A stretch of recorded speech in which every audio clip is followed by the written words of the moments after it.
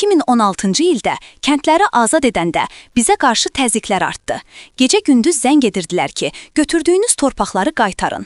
Globalinfo.az məlumat verir ki, bu haqda Azərbaycanın sabiq Xarici İşlər Naziri Elmar Məmmədyarov ictimai TV'də yayımlanan Təmas xətti sənədli filmində danışıb.